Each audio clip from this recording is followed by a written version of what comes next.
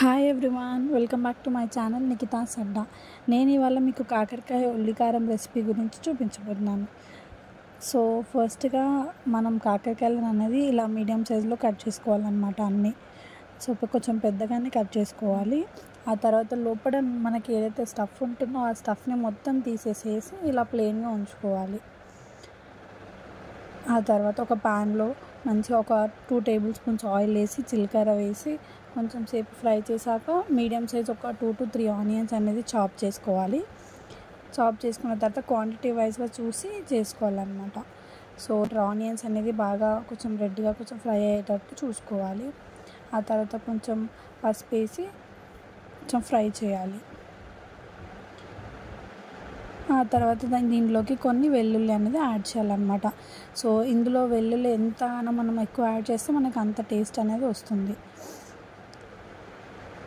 And next వచ్చేసి ఒక ప్యాన్లో ఆయిల్ వేసుకొని ఒక 1 టేబుల్ స్పూన్ ఆయిల్ వేసుకొని 1/2 టేబుల్ స్పూన్ మినపప్పు, 1/2 టేబుల్ స్పూన్ శనగపప్పు అండ్ 1/2 టేబుల్ స్పూన్ ధనియాలు వేసుకొని కొంచెం ఫ్రై చేసుకొని అవన్నీ ఒక ప్లేట్లోకి తీసుకోవాలి.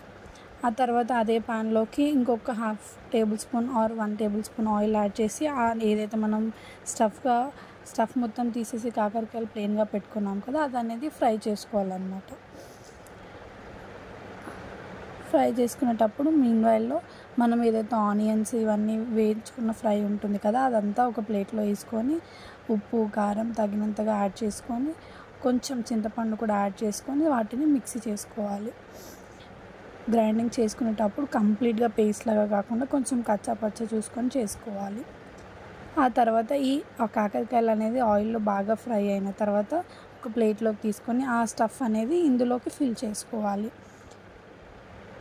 కంప్లీట్గా ఇలా నీట్గా ఫిల్ చేసుకోవాలన్నమాట. నేను వీడియోలో ఎలా అయితే చూపిస్తున్నానో అలా ఫిల్ చేసుకోవాలి.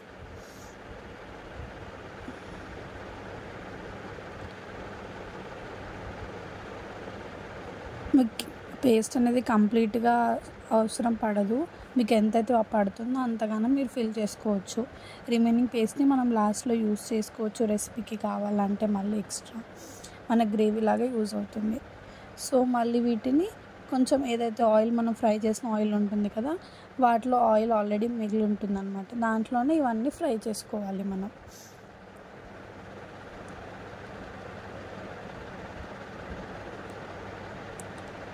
సో దీనికి కొంచెం కొత్తిమీర కరివేపాకు అనేది యాడ్ చేసుకోవాలి లాస్ట్లో.